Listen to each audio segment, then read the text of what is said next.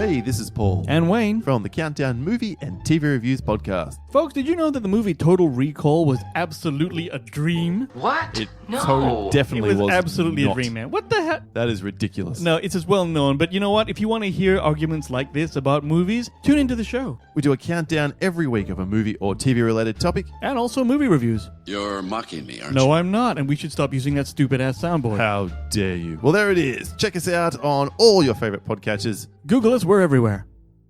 So not a dream. Hey there, this is John from Pint of Comics. And I'm Lloyd, also from Pint Comics. And I'm the other John, and you get it by now. As you may know, we sometimes use language on this show that can be described as Filthy. Okay. reprehensible, Crude. Sure. nasty. Oh, yeah. Come on, guys. We all know that it's just plain out gutter talk. You've been warned. Listen in.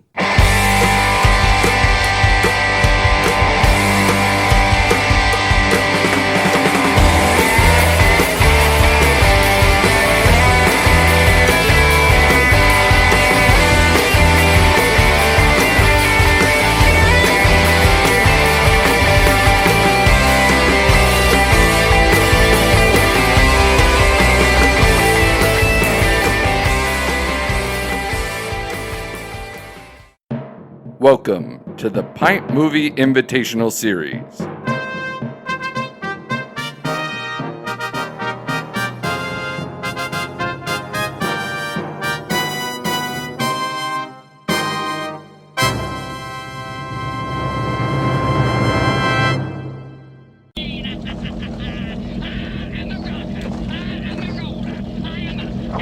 I think we're still mobile.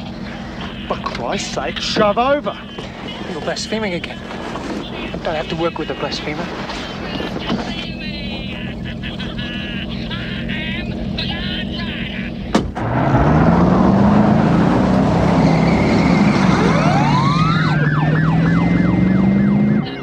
Big bumper to march here. We're still in the game, okay? I don't understand this. That Skag and his Flusy, they're gonna die.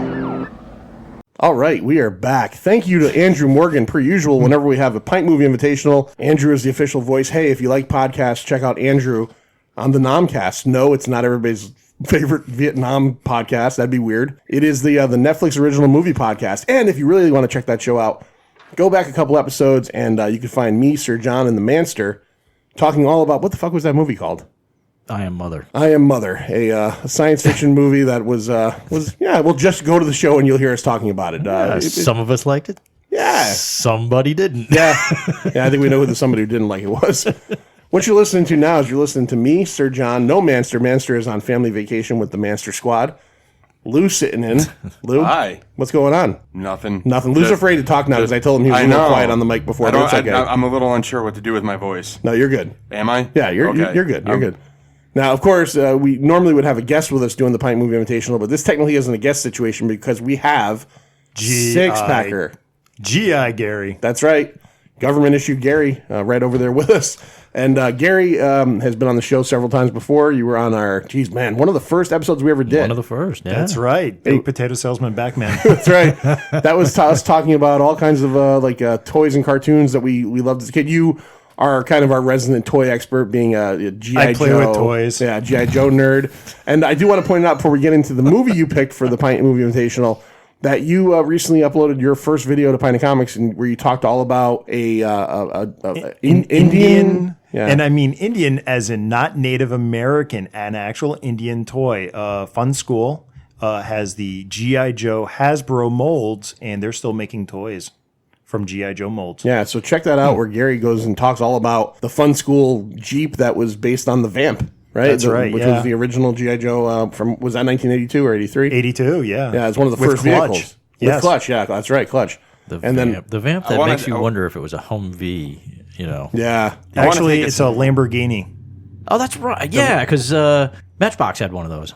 Yeah, Lamborghini Cheetah. Yeah.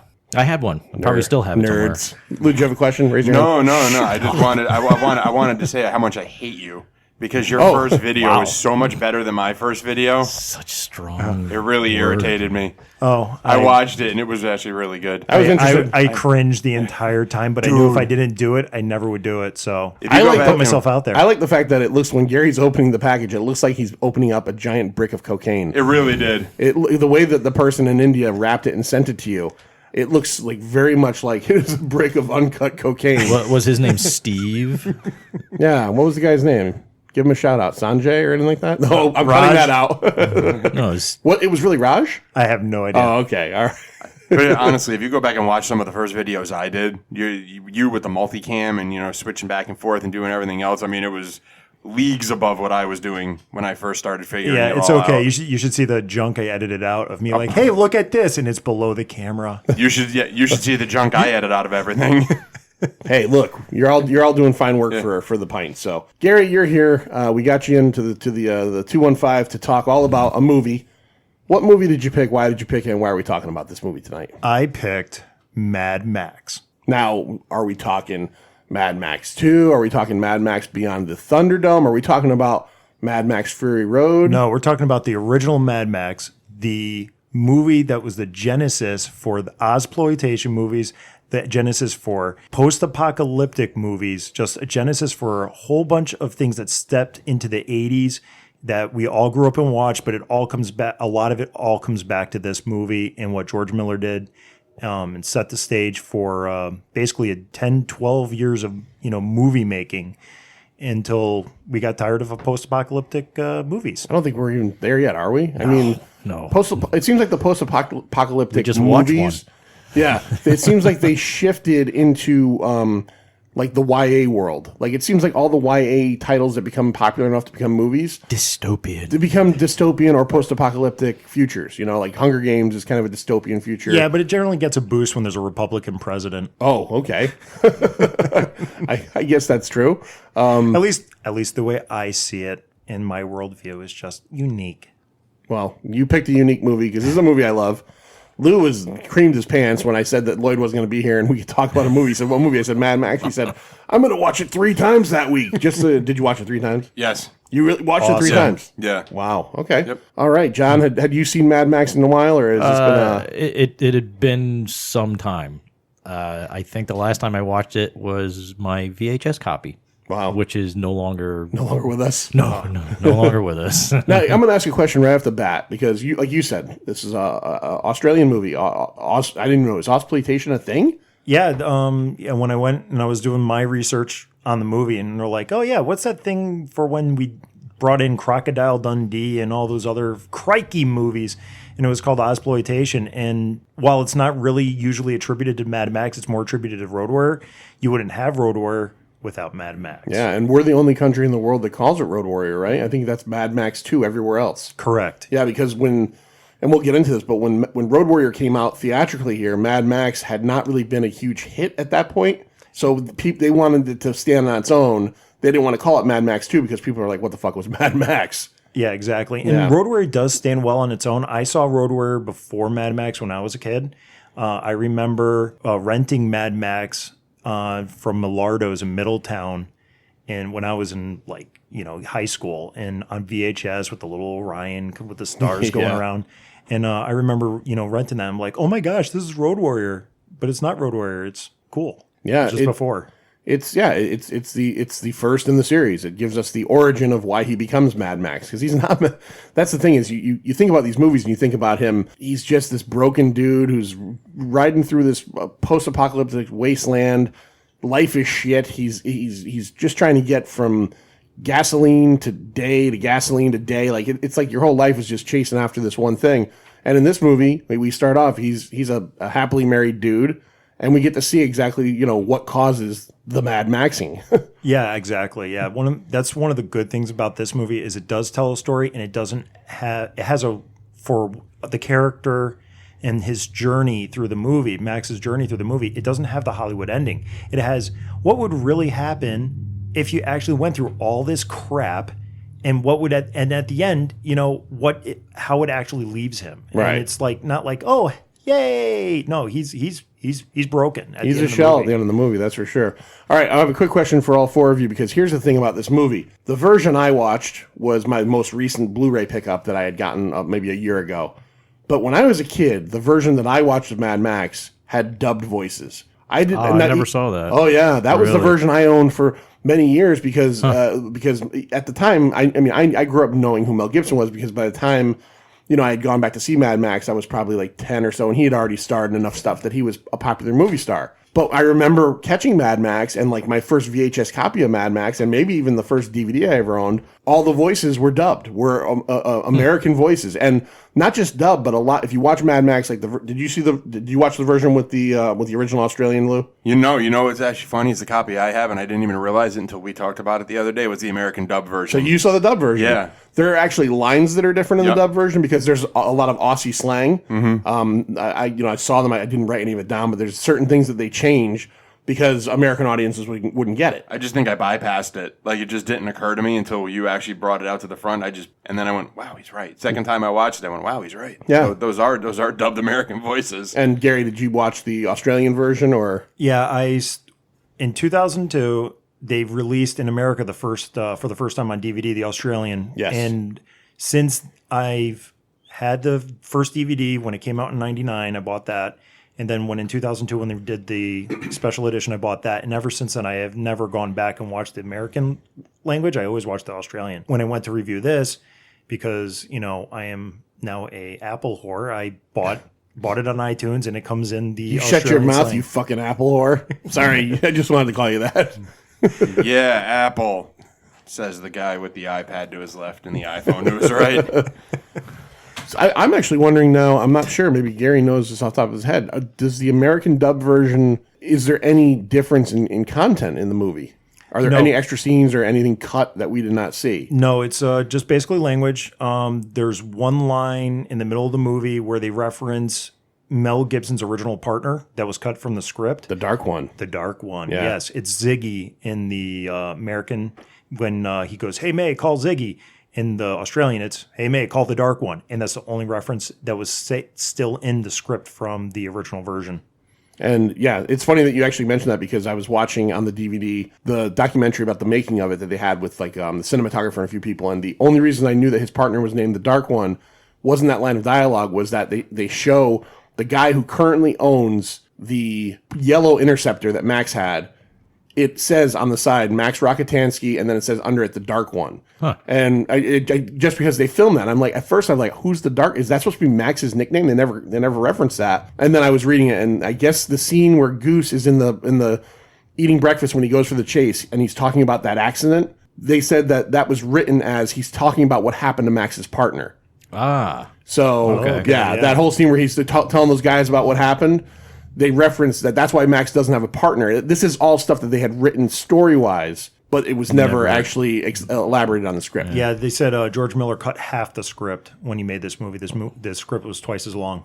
Yeah, I can imagine. Yeah. If it was filmed on such a small budget to begin with, I'm sure they didn't have the money to film a lot of these things. So. $350,000 budget. Australian. I guess Australian, I would say. But this was at one point in the Guinness Book of World Records for most money made on an independent, or most money made on a small budget. It was most profitable. Most profitable of all time. For a long time. In the original U.S. release, it made $8.7 million. But when the Road Warrior came out, they re-released it, and people went nuts for it. So Gary, what is the gist of this movie? What is the idea? What are we looking at here? I know we're in a post-apocalyptic Australia. A few years from now. Yeah. Which is smart. You never give it a specific date. If you leave it open like that, it's wide to all kinds of interpretation. And that was a last-minute Band-Aid for the hacking that they did to the script. But the gist of this is there is a group of bikers that like to kill the Bronze, a.k.a. the cops, and Max kills one of them, and then they seek revenge.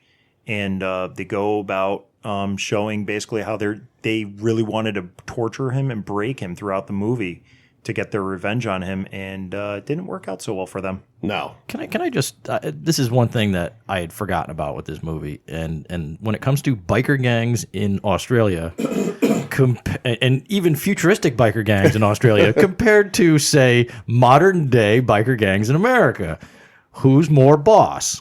Like who is like a scarier gang? You mean? Yes. I would rather do. Well, I don't want to say this out loud because I don't want to like incur any biker wrath. But You're not going to. I'd be afraid of the Australian biker gangs. No, not with their wimpy little bikes. Come on. Well, I mean, they're those little putt putts that they've got could be they'd be totally devastated by the guys that are here in America right now. Yeah, Not to mention, I get that, but those what do dudes they do? They're rape crazy. Not one of them has a gun. Yeah, That's but like, the other thing. But like the toe cutter, Being Australia, the toe cutter at one. Yeah, I guess it I'm was saying before all that. Yeah, regardless. I guess A lot of the biker gang extras were actual biker Bikers. gang members. Sure, And I mean- in Australia. the vigilantes. Yeah, they were actually. Yeah, there's a whole bunch of jokes that go around with that. Yeah. Let me just give you I my. don't know, I'll give you my Australia thing right off the bat. I just always think of Australia as so dangerous. You know, they got all the world's greatest insects that'll kill you, the lizards and the. So I assume that maybe their biker guys are just tougher, but you know, I that's don't know. no They're driving slight. bikes that my dad had when he was in his 50s. Yeah. So it's just Well, that's actually something funny about that, and Gary's going to get into the vehicles, but I want to throw that out right there. That was part of the I mean, documentary I watched. those really weren't pussy motorcycles. Those were 1,000cc 4-cylinder Oh, sure. jet bikes. I mean, but those are pretty fast bikes. yeah, they're fast. It's just when I think of a biker gang, I'm thinking of these guys with their lowriders, their Harleys, their horned helmets, and their leather with nothing on underneath. You know, Motorhead's playing. These guys are just. I don't want to. I don't want to run into Bubba's and Eddie any night in a dark You're not alley. going to. You're not going to. All right, so the movie opens, Lou, right? The movie opens up, and we immediately get this. It opens on a fantastic action sequence, right? Yeah, correct. We get the Knight Rider. Rider. He is a fuel-injected suicide machine. He is. And he is hell-bent on fucking leather, and he is driving a stolen, which this I didn't understand. He has a stolen police interceptor, yet his is not, unless it's undercover. It's not painted like the rest of them. No, it's a special. It's a Super Pursuit Special Interceptor. But yeah, the one thing also that's unique about it is that one is a Holden, which is a General Motors, like a Chevy, Chevy Camaro type thing. It's a Holden GM, while the rest of the police cars in the movie are all Fords. Ford Falcons, right? yeah. Ford Falcon, yeah, XAs and XBs. So the- Australian Ford Falcon, you should probably put that down because They're not. Yeah, the American Ford Falcon was eliminated in the 60s. So. Oh, okay, yeah. These are Austria. the police interceptors are Australian Ford Falcons. Yeah, the foreign versions of certain types of cars are vastly different from the American. yeah. versions. Australia had their own factories. Right. They're unique to Australia. Yeah. They didn't export them anywhere. Right. Knight Rider is tearing through highway. I think it's Highway 9, Anarchy Road. I think it Anarchy says Road, Anarchy Road. Which has the nice sign, deaths this year, 57. Yeah.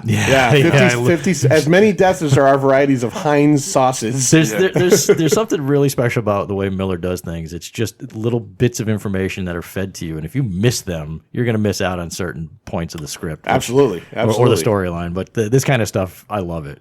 Just It's world building. it's more than that. It's very smart movie making. Right. Exactly. So, and there's a lot of this in this movie. Well, especially when you had like one camera. Right, exactly. That's That the they other thing. filmed it with one camera, and when you're on so such a you're- low budget, it's really smart. Part of the reason so many of the scenes in the besides safety, it's not just safety. There's so many of the scenes where they're filming on the highways. Oh, man. It's empty is because they were doing it guerrilla style. Yeah. They're like, okay, there's nobody around. We got to film this fucking scene now. Well, when they first shot that scene, they without police approval shut the highway down themselves. Yeah, they just put up cones and they just had stop signs. This is and what they I'm just saying did it about Australia, themselves. man. Yeah. These people don't give a fuck about nothing. They live on it's just crazy down there. It was permits cost money, man. Was it filmed in 78? 77 production started. Okay. So you're looking from 77 to 78. Okay. Yeah, so Knight Rider is tearing ass, and he's got, let's see, it's two different MFP, Main Force Patrol squads going after him. And through, Big Bopper and March Hare. Is that what they are? Yeah. Oh, okay. All right. I didn't catch all that. So you got those guys chasing, and through the course of this chase, Lots of nudity. You're seeing nudity. yeah. Well, that's how it opens up. It doesn't open up with a chase scene. Right, It opens right. up with Yeah. the guy's staring down the barrel of a scope watching two people fuck, Yeah. and he's getting his jollies while his partner's, monitoring the radio.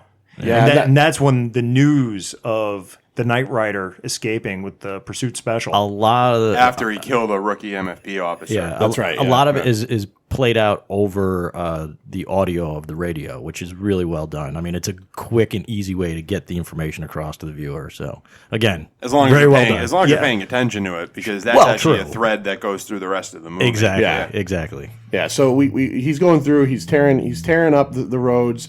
They're intercutting between several things. They're intercutting between the Knight Rider and his car with his hot little Australian crazy bitch in there going, yeah, baby. And he's just like, he's reciting, I think I read he's reciting AC/DC lyrics at one point. Yeah, rocker. At one Yeah. point, yeah. At one point, he's a suicide death machine, all this stuff.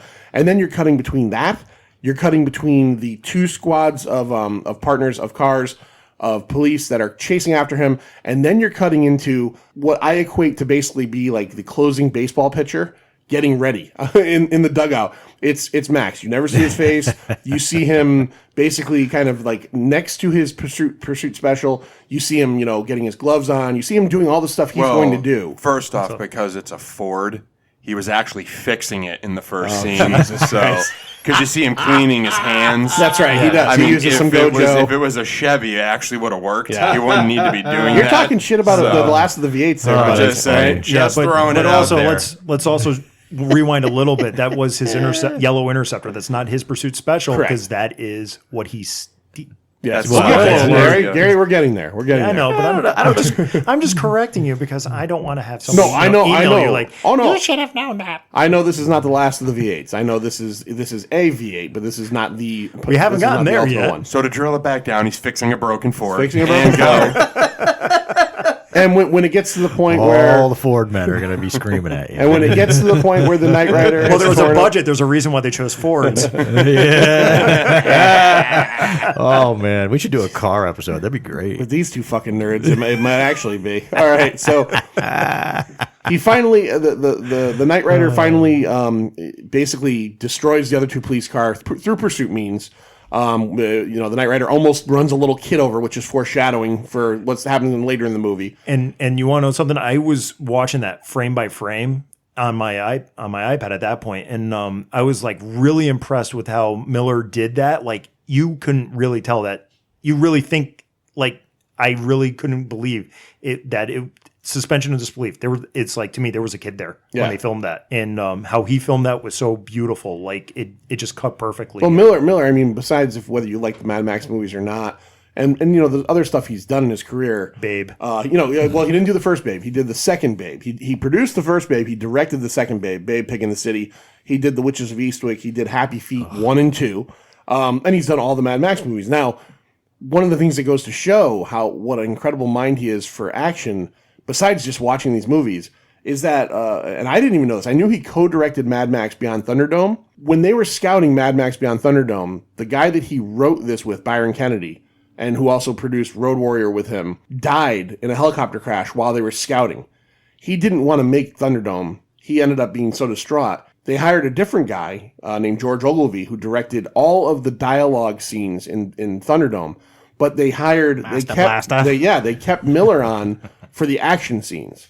So Miller didn't have his hands as deep into Thunderdome because he was kind of like mourning. But they were like, we need somebody that could because there is a big chase scene at the end of Thunderdome. There's the Thunderdome scene. He did all that stuff. So so Knight Rider is going through. They send Max in. Max goes after him. Well, you're skipping over the fact that every pursuit vehicle gets destroyed. Oh no, I said that. I said that through the course of the chase that he. Yeah, the Big Bopper takes a look and keeps on kicking. Keeps for a chasing. while. Yeah, He right keeps- up until he he- can't. Yeah. Right up until he can't. Right up until his partner ends up with a crushed larynx, and he's Charlie took a saucepan to the throat. and better send the meat wagon. Yeah. don't skip over Goose because even as a kid, he was my favorite character Goose is in this awesome. movie. Goose is awesome. Very Steve McQueen-esque.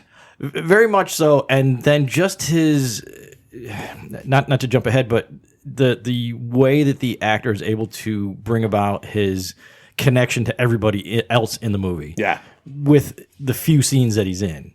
He's just really good at evoking some pathos for you, for the viewer, and he's just kind of a hokey jokey kind of character. He's very believable as the best friend. Yeah. He's like you could be like, everybody likes that dude. Yeah, right. You know what I mean? And he slides the damn bike at one point, and all you get is the guy, the trucker that leans out the window and goes, "Oh, I think he broke his leg." Yeah. And he's just laying there like, "Hey, go get him, Max." Yeah, I just got here myself. Yeah, so I don't want to skip that. So we have the two. Goose is he's the glue that holds most of the story together. Yes. Right up until the last half of the movie, I would say. Yeah.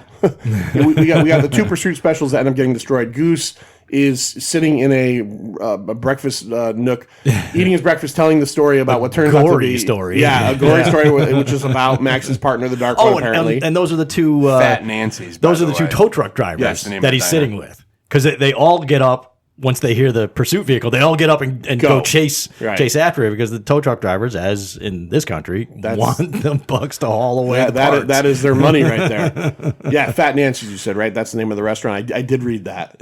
It was on the sign. Yeah, Fat Nancy's. So they take off. Everybody goes. Goose ends up also crashing. Right. He ends up breaking his leg. He's a motorcycle. He's a motorcycle MFP. cop. Right. He's the MFP on the bike. And so Max jumps into a pursuit of the Knight Rider, and this is where we learn that he's basically the last line of defense. And he plays chicken with Knight Rider, and Knight Rider. This is a fucking great scene. The Knight Rider is ready to take Max on, and they're heading each other at 200 miles an hour, and Knight Rider breaks off first, and that was all it took to totally break this dude. He's now crying in his car, mumbling to himself, and it's all over. And his girlfriend's like, "Baby, what's going on?" She's just like, I loved you 5 seconds ago. Well, I mean, isn't that the same of any other bully, though? The minute you punch them in the face, they back down and they lose their nerve. Absolutely. So I mean, the same kind of thing. You're all tough until somebody, one-ups you, and then all of a sudden you lose your but if your name's the Knight Rider, you should be able to handle it a little bit better. I know. The Knight Rider. I'm the Knight Rider. Toe kind of knows who I am. I'm the Knight Rider. And that's the other thing, too, is he says that at one point. You're like, who the hell is Toe Cutter? Right. They introduce you to the main villain of the movie kind of just in a little line of dialogue there. All right, so Max basically pushes him off the road. Well, not off the road, but he basically follows him so close and pushes him into like this, what was it, like a tractor trailer or something? Well, it was an accident. It was an accident. An accident just over the crest of a hill. And there's a guy just waving down everybody to stop. That's right. And Max slams on the brakes, and then Knight Rider didn't see that. And if you notice in the movie, yeah. If you notice in the actual movie itself, that was part of the documentary I watched, is that they fitted the back of the Knight Rider's car with an actual booster rocket, and the booster rocket goes off, and they said that when they filmed that, it was totally out of fucking control, and that the fact that it did what it did, where it spun around and everything, and they filmed it, they were like 1 in a million. We took that take and we were done, because it would never have happened another way. But watch the movie. Insane stunts. An actual booster rocket shoots out of. You see the rocket's flames shoot out of the trunk area of the vehicle. Yep. However they had it set up, you just see fire shooting the fuck out of it, and the car just goes. This movie, I mean, I think I kind of described it earlier. This is car porn, right, Gary? Yeah, this is total car porn. You're a car dude, and this is why this movie kind of. This is just one of the many steps. Well, the weird thing is, when you think about it, being car porn, it's very strictly Australian, because a lot of we never got imports from Australia. No car company came here and sold their vehicles, and very, very few Australian versions of Ford or GM products ever made it up here, right? Unless you import it yourself, which is a freaking ton of money to get one here. I'm sure there's probably a good amount of people out there that probably have versions of this car. Oh, I'm sure there's like some version, but you're not going to get the exact same thing unless you go to Australia, buy that model, right, and then ship it over here. And then, of course, you got to fix it to U.S. standards. Right. So I've never seen the movie. There's a documentary, Jesus. Eric Bana. Maybe Gary's familiar with it. Have you ever heard of the thing with Eric Bana called Love the Beast? Yes. Eric Bana's an Australian. Yeah. He was a huge Mad Max fan, and when he was like 13 or 14, he either bought or was given a Ford Falcon. I don't know what version, whether it was the coupe or the sedan, and he redid it Put a 351 Yeah, in it's it. been so long since I watched that. Yeah. I can barely remember it, but yeah. There's some interesting, though. Yeah, there's some preliminary watching if you're interested in this stuff. Is that he's a collector. He's a guy that owns one of these cars because it's important to him. It's just very interesting about Australian vehicles and how it's almost separate from the rest of the world, and that nothing ever left the island there. Right. Sorry, continent. It's a big island. It is a very big island. I mean, Very it big is island. technically an island. Well, technically everything is, but Technically, you're right. It's not part of Pangea anymore. All right, so It's also your last holdout in Risk. it's where I end That's up in where you Risk. go, yeah. Every fucking time. I stopped playing Risk because I end up just being the guy in Australia, Just hoping people will avoid me and ignore me while they're fighting over much like. We're And playing Australia is Risk. important. I'll play. We'll play But I'm Risk. telling you, I will be with I'll have 7 armies in Australia. Well, every round you get that one army for Yeah. controlling that one area. Yeah. So We you're should do never a full- totally out of it. full 7-player game of Risk Yeah. some night. Yeah, we'll play it all I got night the long. I have the Onyx edition. Barnes and Noble did those probably about 10 years ago for like Christmas one year, and they had the Onyx edition, which is like a giant hardwood nice. board Oh, nice. and everything else. Nice. It's really awesome. I love the thing. That's hear, awesome. Hear that, Oh, Mad it's so Max? cool. All right, so Gary, you know what? I'm going to go real quick before we get too far into story again. I do want to, because we usually do this earlier. I do want to get into a couple of the cast of this movie. We really didn't talk too much about it. Obviously, the most well-known person in this entire movie portraying Max, and this is the only time I think I could be wrong, maybe Fury Road, that they ever say his last name, Max Rockatansky. Now, when Fury Road came out, and I've been watching these movies forever, I don't know how I always missed that line. But when Fury Road came out, and I don't know if they say it in the movie or if it was in the credits as Max Rockatansky, I went, this fucking guy's got a last name? And then I'm watching and I've seen this since then. And since then I've realized, yeah, Fifi says Rockatansky at one point. I'm like, I actually forgot about that until it was said when I watched it this week. And I was Yeah. like, oh, that's right. He's got a last name. I I'm totally forgot. 99.9% sure and I have to watch it again anyway, Fury Road, I think he's credited as Max Rockatansky. Correct. Yeah, I think it's because they put his don't they tattoo his name and stuff on his back? Yeah. It's been a while since I Really? watched Fury Blood Road. type and everything, yeah. So Mel Gibson, who everybody out there should know from the 2 sequels to this, Braveheart, Lethal Weapon, and Really Hating Jews, is Max Rockatansky. Trivia. Here's a little Pint of Comics trivia. Lou, it's true. It's not. It's It's not true. wrong. None of us here hate Jews. It's Mel Gibson. Have you heard the phone calls? Oh, they're awful. He honestly, it's hard. Honestly, no, I haven't. It's hard to watch stuff with Mel Gibson after seeing this or after hearing that stuff. Especially after, Lethal Weapon. Yeah. Yeah. He is absolutely brutal. There's one, the one with his girlfriend where he's just berating her is one thing, but there's another one with a producer. I can't remember the guy's name. They played it on Howard Stern all the time, and he was trying to make a movie about like this hero. It actually, the weird thing is he's trying to make a movie about, I can't remember the character's name, but it's a biblical hero or like a Jewish hero, and he is so crazy. He is so fucking crazy. The fact that Mel Gibson has kind of had a resurgence the last couple of years just goes to show in Hollywood. Like the thing about Marv Albert. Remember Marv Albert was biting chicks' backs? I do remember. I was young when that happened. And then but like I do 2 years remember later, that. he was back, call me NBA. It's like people forget Yes. shit. Yeah. So, all right. Mel Gibson played Max Rockatansky.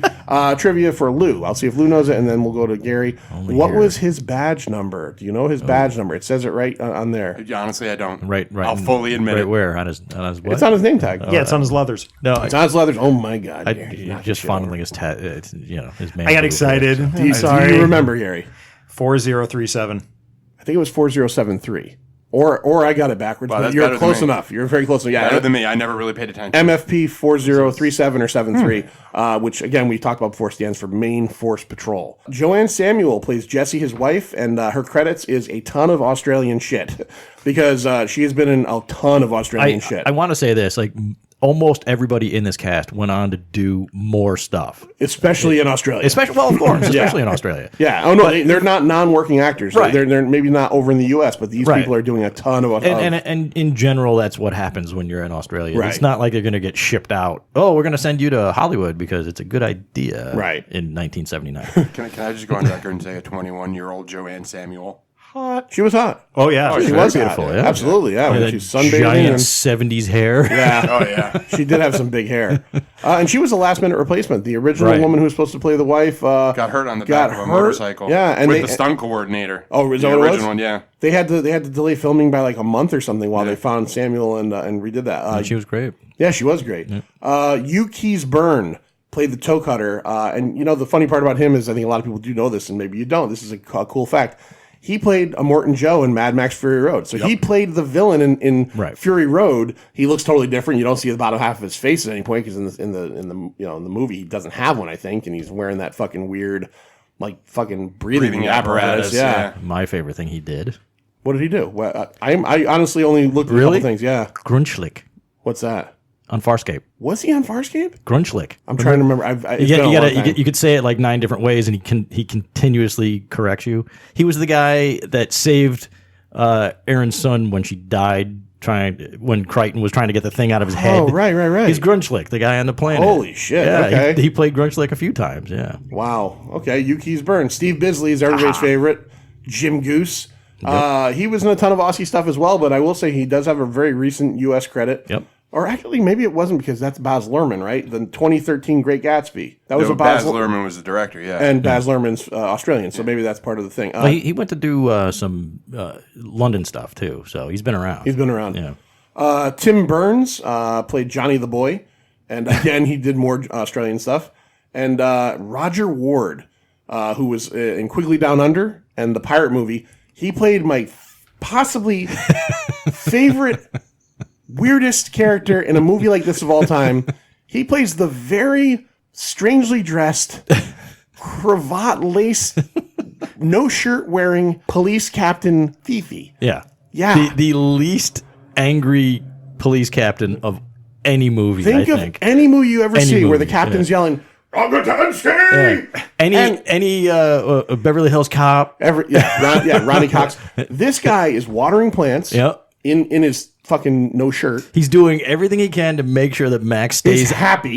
Makes He's happy. Come on, boy, take about a month off. We'll pay you. I'll bring you ice cream every night. Did you miss the whole bit when the reason that they built the Was for Max to keep him on. to keep him on board? Because the accountant, there's a scene where Max. Labatouche. Yeah, there's a scene Yes, where. Labatouche. Yeah, there's a scene where You're a Max real comes, human.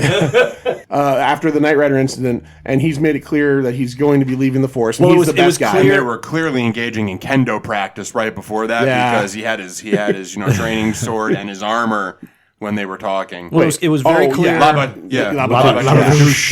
Yeah. It was very clear at one point You're a real human, and he gets up and he's got his mask. And he's like, that Max is the top pursuit officer on the MFP. They say that at one point in a news article that's going on the TV when he's at Max, home. you made the news again. Yes, and it brief. If you don't catch it, they say it again when Labatouche is in the office, and they mention that you want to keep your top pursuit man happy. You want to keep him on the job. Yeah. I'm tired of seducing him with candy. There you go. That's the line. Excellent line. Really. Yeah, all the lines are excellent. Yeah, it's well written. Yeah. It is well written, and it's got a really good. This is where I was saying earlier is that these little bits and pieces, if you miss them, it's what drives the story forward. Yeah, it's very, very well done in minimalist storytelling. but that's why it also is a movie that requires you watch it more than once. Maybe because so. of everything in the background that you miss. Maybe that's the why first, it made so much money. First time or two. Yeah, exactly. Yeah, I've watched. Sometimes. Go ahead. I've watched this dozens of times. This is the first time because I was watching this in off hours, trying not to wake my family. And I was I had my headphones on, and I caught so much more audio from the background that I never did watching it on a TV. This movie definitely demands a good sound system or headphones. Well, that's what I was going to say. Is especially the police announcer. You know what I mean? Like I found myself turning the volume on the TV up so I could hear everything she was saying, because some of it just fades into the background, and unless you sit there and you actively try and hear what she's saying. Like, for instance, one of the ones that I had missed many times I saw it was the one where she says that the MFP officers, it's illegal for them to engage in petroleum trading. You know, I mean, and it just goes to show. Yeah, she does say that. Yeah, I know there's a lot of that going on. And exactly, and that's why I'm sitting there going, okay, so that actually ties into the entire reason why civilization fell. Yeah, it's going on. And this is a memo. Blah, blah, blah, blah. Do not engage in petroleum trading. Yeah. That's actually a very good. You segue into something very good that. Well, we'll get off the plot for 1 second. What has happened? Now, I know we don't know. So whatever happened in this world has happened, right? Oil dried up. But so the Road Warrior, but there was a war of some sort, right? Because they kind of Road Warrior is a huge retcon. Yeah. The Road Warrior is a huge retcon. See, I don't feel like that. I feel like you don't feel like that because you've lived with these movies for so long. Yeah. But the whole point of doing the few years from now, starting this post-apocalyptic thing, was the fact that they didn't have the budget for more people. They didn't have the budget for extras. So they had to, let's see, well, how are we going to explain the lack of people in here? So they worked the story around a little bit about the lack of people. So, but then the opening of the Road Warrior explains away a lot of this movie as well. See, what I kind of think from it is, and maybe I'm wrong. They do feel very different. They do. Well, that's what I'm saying is it feels, and I did read the thing where the reason that they chose this kind of setting is because they didn't have, they couldn't do large, crowd stuff. But what I find interesting is, so we seem like we are in a world that maybe there wasn't a war just yet, but there was something like you said, oil dried up or something. What it is, oil dried up, and people got violent with each other, and eventually it starts wars. But people ate each other alive. But what I'm saying is literally ate each other alive. Road Warrior, I think from what I've read a couple things, is supposed to be like 3 to 5 years after Mad Max. Yeah, because that's correct. But there had to have been something bigger, because there is a semblance of semblance of civilization in Mad Max. Well, there is nothing in Road Warrior. If you watch the first, Mad Max, Road Warrior, Beyond Thunderdome. Thunderdome is supposed to be 15 years after Mad Max. But if you watch it, it's a perfect trilogy. It says you have the decline of civilization, the death of civilization, and then the rebirth. That's the way I've always viewed the three movies. Well, I guess what I'm trying to ask is, does it seem like, okay, so is the world in Road Warrior, people don't die quickly, the same world in Mad Max, just we're seeing like the desert, or has the little bit of civilization that's left in the Mad Max world completely collapsed, and that's where we are in Road Warrior world? You know what I mean? Do you understand what I'm saying? I go with the second one. Right. That's because think of it this way, like just really stop and think of it, just apply it to today. How long would it take for civilization to absolutely just destroy itself if there was no more gasoline tomorrow? I mean, like, if you just think about your day-to-day life and everything else, I mean, whatever's left would be fought over. It would be the biggest commodity going. Yeah. And that's exactly what happened here, which it was actually fed out of. It was inspired by the 73 Iranian oil crisis, where the Iranians, clamped down on oil production, and everything, kind of spiraled. Prices went up. People got violent over it, and that. If you listen to George Miller in some interviews, he'll say that when he was a doctor prior to recording this, that 73 oil crisis, where he physically saw people fighting at gas pumps to keep their cars going, right, was part of the inspiration for this. It is a timeless theme that is just as relevant today as it was back in the 70s. Because if you really think about it, we're kind of still there. Yeah. And there is no planning for beyond it, which is exactly what caused everything to deteriorate. That's pretty crazy. It's also pretty crazy that you brought something up that's interesting about the movie, is that George Miller was an ER doctor. Yeah. And part of the reason he, as well, is that he saw so many horrific road deaths, like the scenes where, you see like kind of like, we'll fast forward a little bit, like kind of Goose after he's had an issue, and the guy, when there's an accident, the guy hanging out of the car, he was not, I don't want to say inspired by that, but he saw so much of that. That's what helped him write. That's what helped him write the story. Is that all these gory like deaths that he's seen. And he had also said in some interviews that it was the desensitization of himself that partially inspired Max, because Max was one of the reasons why he wanted to quit so badly was because he knew he was losing his humanity. Oh yeah, absolutely. And he was getting so desensitized to the violence and the death and the injuries and everything else that he didn't want to lose what was the rest of himself. He there's a beautiful line where he says that to Fifi, and then he says the only thing that makes me different from them is that I have the badge. Right. Yeah. Right. true. He's slowly becoming. It's also foreshadowing. Yeah. Well, yeah. Big time. Yeah. Big time. So, okay, Gary, to get us back into the plot a little bit, who are the main trouble we have here now? We met the Knight Rider. We heard about Toe Cutter. And now we have this, as John said, this pussy Australian gang. Did you did you want to go down the rest of the cast list before you? That's all I wrote. I out of I curiosity, did like 5. Did we get any downloads out of Australia? Because they might be going away after this. I don't know. We'll find out because I do know some people down there. Okay, so Down under. Send them a bottle of Malort in this episode. I do have to send some treehouse down there. So. all right, Or I'm going to bring it to Gary Con next tell them year. you're sorry you called their bikers pussies. No, I think the day that we did all the terrible Australian accents, I think that was when they all shut us off. Yeah. Hi, Sheila. So, Gary, who are the main That's not a knife. antagonists of this film? Well, it's the Toe Cutter gang. It's Toe Cutter, Kundalini, Johnny the Boy.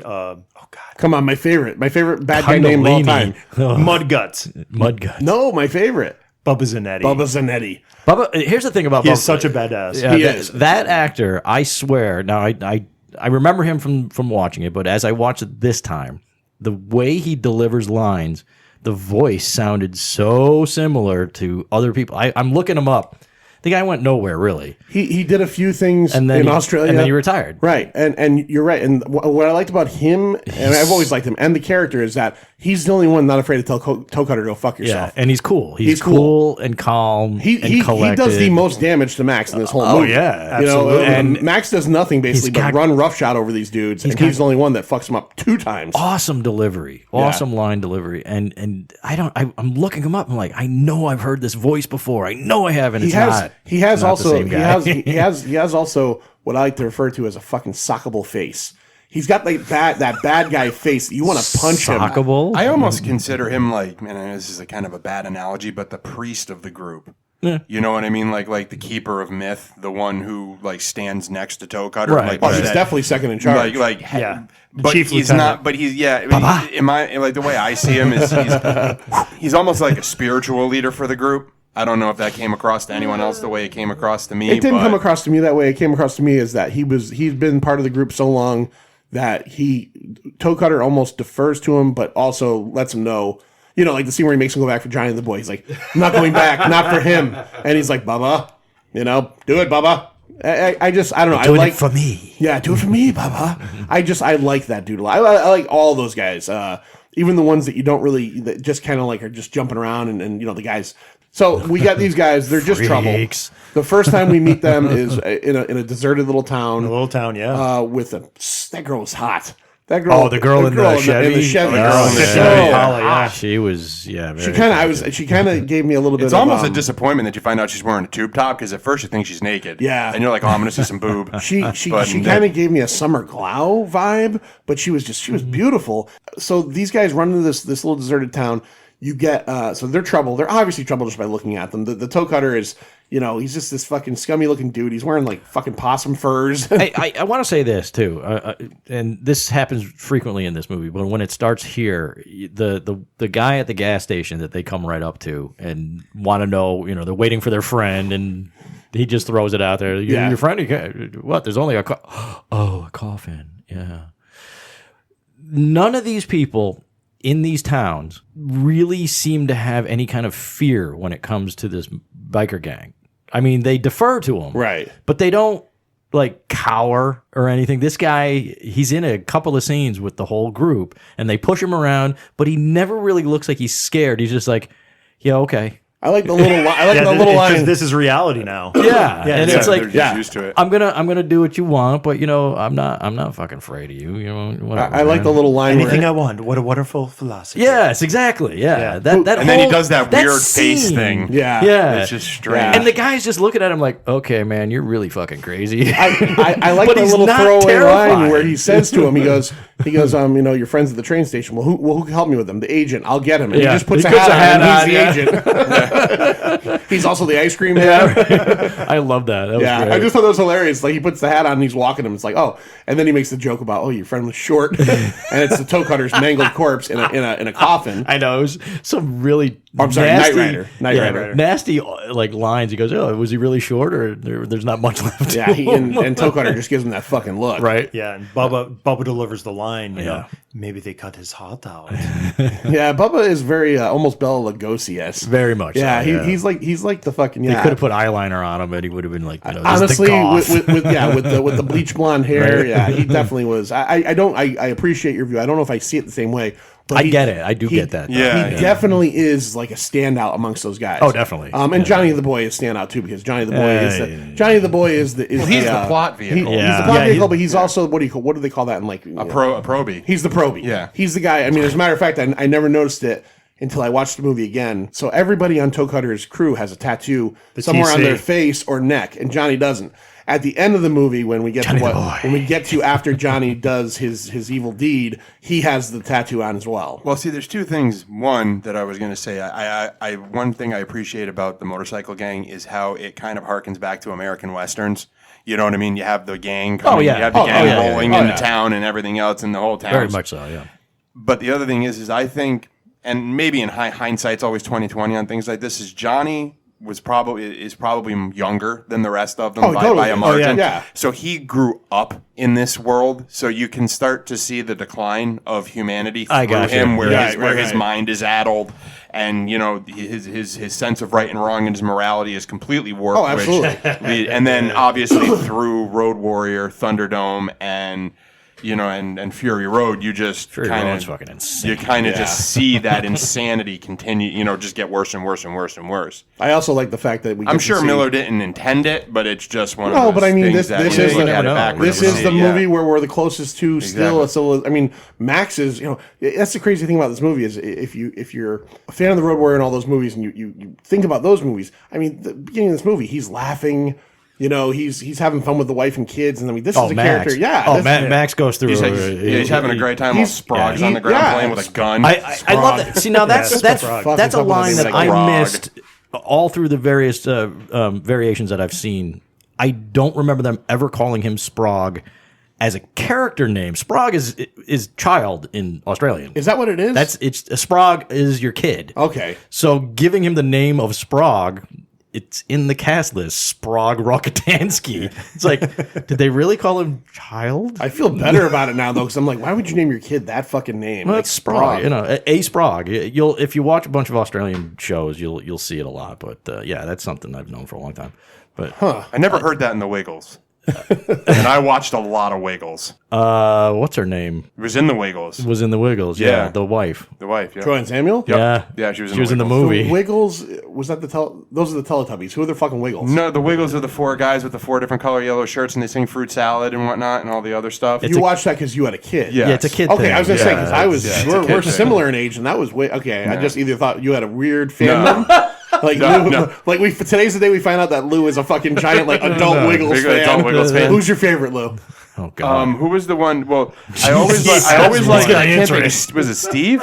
The one, I think his name is Steve. My daughter's probably going to yell at me when she hears this episode. The one in the yellow shirt who was actually the one who founded the Wiggles, but then he ended up getting sick. And he couldn't do it with him anymore. He was really cool. That story went fucking sad real quick. I know, but I mean, my favorite's the one that sick. quit. Well, because of disease. The Wiggles. My favorite Wiggle is the one that got so diseased and sick that he had to quit the band. Well, no, but I mean, he was always the one who was out front, so he was kind of like There you go, people. Lou is the resident. Wiggles. G.I. Gary's the G.I. Joe guy, and John's the Transformers guy, and Lou is our Wiggles guy. We will be having a Wiggles episode soon. So Gary, they come to town. They pick up. Bet you that Wiggles episode does well. It probably would. They pick up the Knight Rider's body, and then kind of what happens at this point. Now we pick the fight with the local boy. They're hitting on his girl apparently. So hot. Yeah. Right. Oh no, not that one. They're hitting on him, and they're trying to force feed him ice cream. The reason they throw him through the doors, did you read that? Because he goes into the dairy or whatever, the ice cream store, and they throw him through the front doors. I was on that documentary. The original plan was they wanted to throw him through the window, but they couldn't afford it. They couldn't afford to destroy the window, so they threw him through the doors. Okay. How much is that glass? $8. No. Nope. Throw them through the doors. No, doors. But no, so your hot chick and her boyfriend in the '59 Impala then decide to burn rubber and get the heck out of there. Yeah, And much too late, too. Why the fuck would you see this happening? You've got a girl that looks like, and I'm not saying anybody deserves it, but you got a girl that looks like that. You know what these guys are. Well, you know? Even better Get the fuck out of there. As the car is racing down the highway, and I mean that in the most sarcastic way possible. The car is a doctored up piece of shit. And there are pipes on the hood that are obviously glued on. They rescued that car from a junkyard. Oh, they of course actually they mentioned did. that when I was going through the facts and stuff. That car was rescued from a junkyard for that scene to destroy. And I love the fact that in many of these scenes in the early parts of Mad Max, you get a lot of these crazy looking cars, very, very 70s hot rod kind of styled up stuff, and it doesn't look futuristic at all. No. And especially when you see this thing, this Impala that's just, oh yeah, the great paint job on it, but man, the thing can't go 35 miles down the highway. Yeah. But, you know, that was the funny part about it was the bike. Come on, man. The toe cutter gang had such reverence for the car. Like you would think this is a gang that probably runs on the idea of like salvaging shit. No. They just destroy the fuck out of it. Yeah. They have their way with the girl. And the guy. There's definitely You're a turkey. There's definitely a history of especially in Road Warrior, of weird, like kind of homosexual overtones. I mean, what are the names of Humongus's like different warriors? He's got like the Cody. He's got like he says at one point like the leather butt boy. There's something I'd have Gay to look boy it up. berserkers. The gay boy berserkers. Right. Oh, send out the gay boy berserkers. And the funny thing is, the only way you can get the gay boy berserkers, you can't really hear it in Road Warrior. It's in the subtitles. Okay, because I remember reading about it. Yeah, He's doing his best. Yeah, it's almost inaudible when they're eating the dinky D. that's best, right. It's his best Batman. You know, yeah. Since we're talking a little bit about Road Warrior for a minute, you know that and this is just a fan theory, but I'll bring it up just because it's kind of interesting. That a lot of fans think that Humongus is Jim Goose. Is that he survived? What? And that's why he has. Fuck came up with that one. There's a whole thing. They say it in the movie. He's dead. Well, no, he never dies. They say it in the movie. Goose never dies. Yeah, Fifi says the Goose bought it. He bought it. Oh, okay. Yeah, All right. No, they say it specifically. Well, There's into no this way. world and he came out. It's a fan theory. Look, if this futuristic Australia can't even handle the fact that the guy's got burns or anything that's going on, they're obviously going to let people die. I mean, when I was a kid and I watched this for the first time, that scene terrified me. It's pretty gross. Because, you walk in and they're really ramping up the drama. That's not the Goose. The hand comes out. And that's all you see. It's a jump scare. Yeah. But it's a jump scare that worked on a 8-year-old me. And I went nuts. And it's still effective. And it's a burn thing. It's effective. I'll never forget the scene where he's hanging upside down and we're jumping ahead again, but Oh yeah. So Gary, let's get okay. We're poor Goose, who's my favorite character in this movie, and the right. shit that happens to him. We're in this for an hour, so let's speed it up a little bit so we can kind of talk to other stuff too. Let's give us what are the two main things that push Max into fucking full on Mad Max mode? You give us the first one, and then Lou will talk about the second one. You give us the first thing that happens. The first thing which we just referenced. The first thing is the Goose buys it. The Goose who survives. Let's count what he survives. He survives the original motorcycle crash, right, where he breaks his leg in pretty hardcore fashion. He survives fucking that weird 8-foot tall, maybe Chinese, possible dude that's singing that horrible song in the bar. He survives that. That was very 70s. Oh my God. It's so 70s. She's like licking her lips, looking at him, and he's just like, Goose is getting fucked tonight. Goose is getting fucked tonight. He survives when Johnny the boy... the tire comes off. When the tire comes whatever off. they did. The stuntman actually flew 87 feet in the air. And it set a Guinness record. Did at it the really? time, too. For the longest motorcycle jump. At No the time. shit. That was the stunts in this movie are they're so pretty amazing. realistically done because they are real. Yeah. There's that one that's always talked about where I think it's towards the end of the movie when Max runs the. Is it the end or the beginning? No, it's the bikers.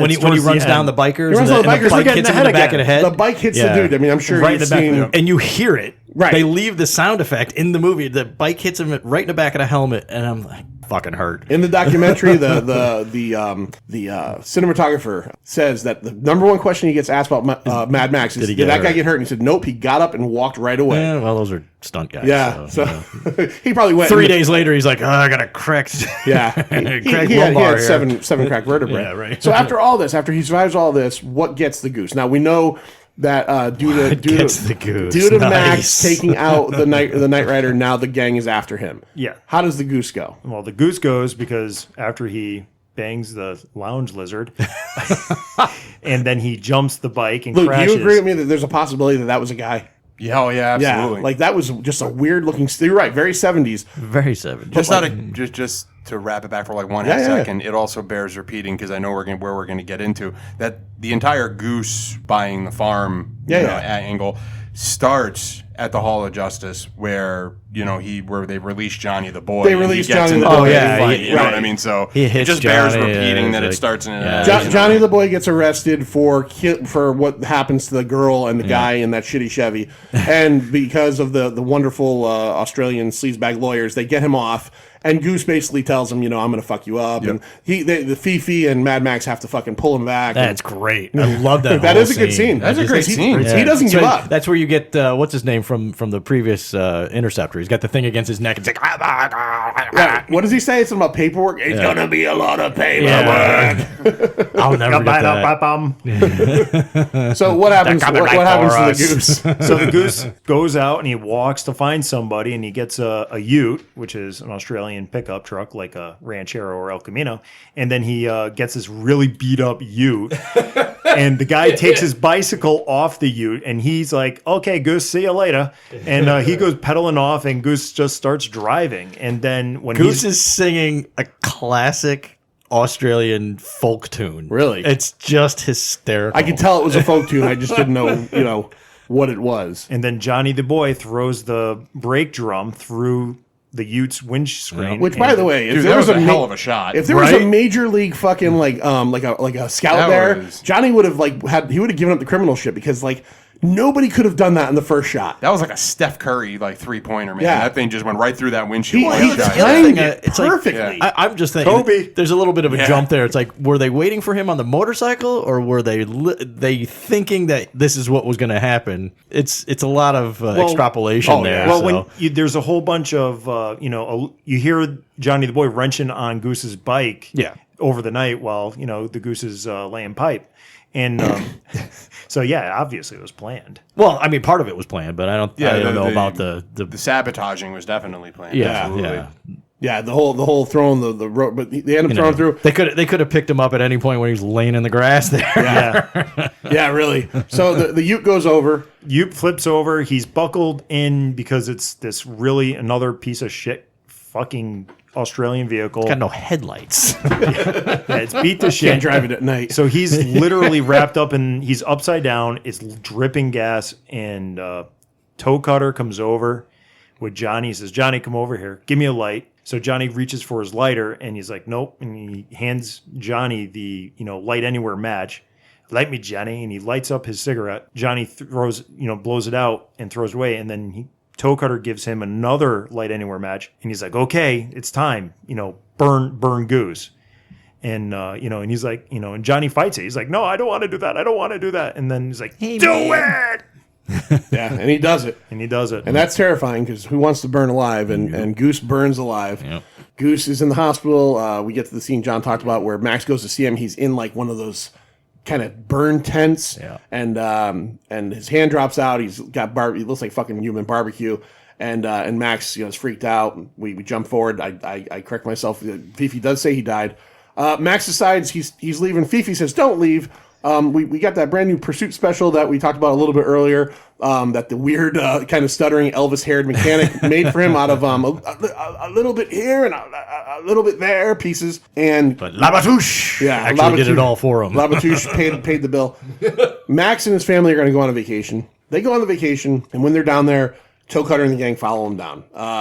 There is a mechanic at a... Did they follow him, or was it just kind of a Well, it was happenstance because yes. she took Sprague to go get ice cream while he was waiting on the tire to get fixed. Right. Oh, see, I I assumed that they kind of followed him down. It's kind of weird. They were because hunting, but they exactly. they didn't know that he was going to be out in his own vehicle. Right, exactly. And I think there's a lot added to that when she physically assaults Toe Cutter and takes off. She knees him in the nards. I don't know. For her. I don't know if Yeah, they no, knew. totally. Did they know at any given point that she was the wife. Max's wife? Yeah, that's a good question. I didn't think so. Not until they got to the farm. Yeah, anyway, exactly. You know. She goes down with Sprague to get ice cream. The Kundalini throws a chain around the back of the station wagon, and something happens to him there. We don't find out for a little bit, but his hand got ripped off. Yeah. Max ends up talking to a police officer right down there, and I think they say, everything's gonna be okay. They buy a dog too. They buy a dog on a roadside farm. They buy a dog. There's a lot of weird stuff that goes on when they're kids. And that car, Well, he's trying to reclaim. do you know what that is? It's a Holden. It's a Holden.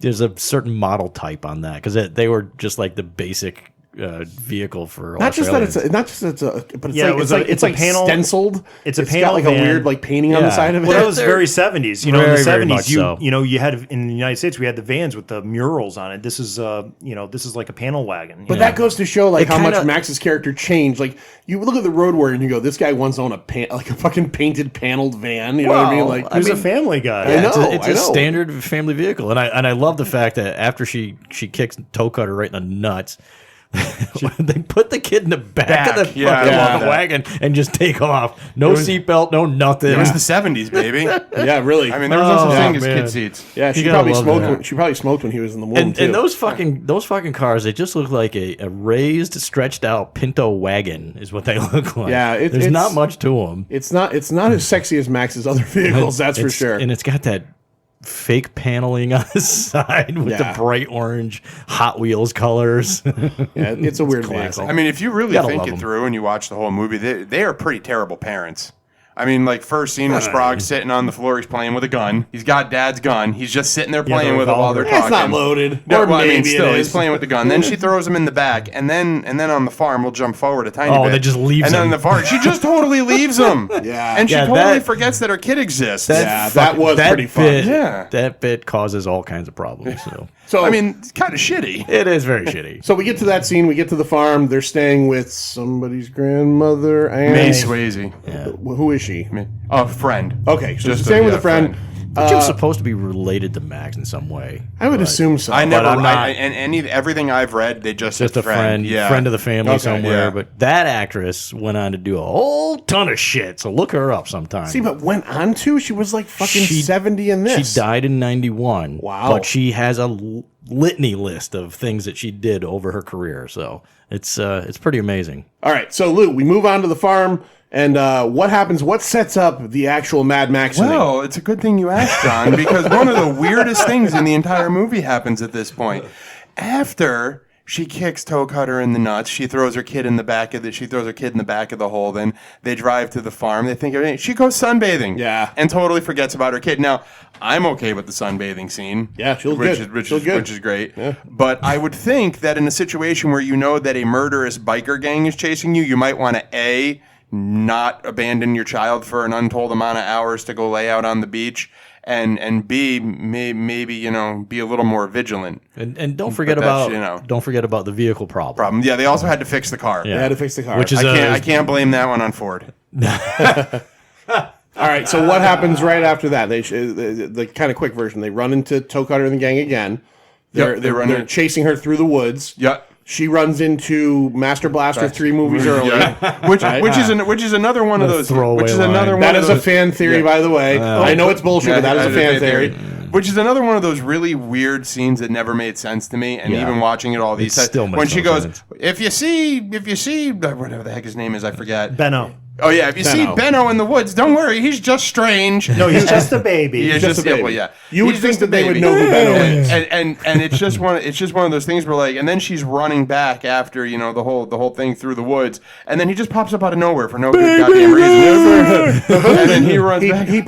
He pops up for a jump scare. Yeah. Okay, sure, so which made for anybody that hasn't absolutely seen no the sense. movie, Benno is he has Down syndrome. He's a giant dude who has maybe Down syndrome, and he's apparently May Swayze knows who he is. They don't. But I'm going to give Benno all the credit in the world because once shit goes down, he's with right Max there. right there the whole time. He's ready to fucking. You don't know if he's necessarily ready to fucking throw down, but he's there to help Max. He is ready to throw down. Yeah. I mean, you can tell. He's running right beside him. I love when May's like scolding him.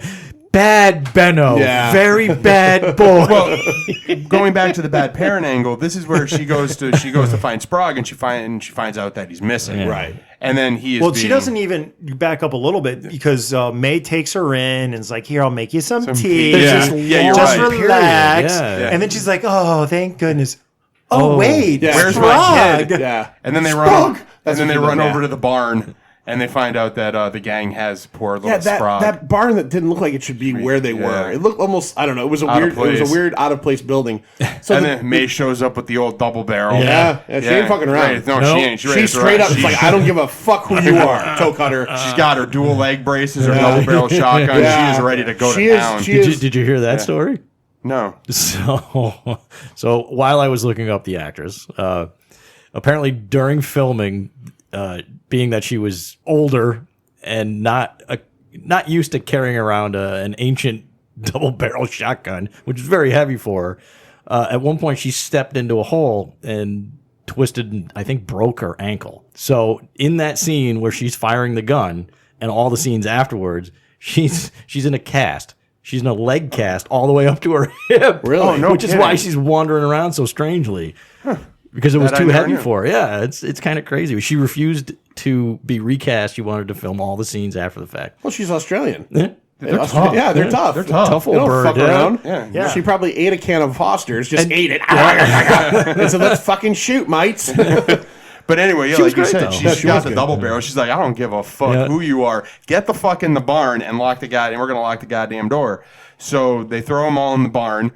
Which is also the weakest door known to man because they basically just lean on it hard and the thing breaks. The whole wall is shaking. Yeah, exactly. Bubba's nutty farts too hard and the thing blows off. And we should say that Max and Benno are way out in the woods somewhere looking for whoever scared her. They're looking for the gang. Yeah. Right, and at this point, once they break free, the three of them head out on the highway in the car that's broken. So we're just going to call it a Ford because it's broken.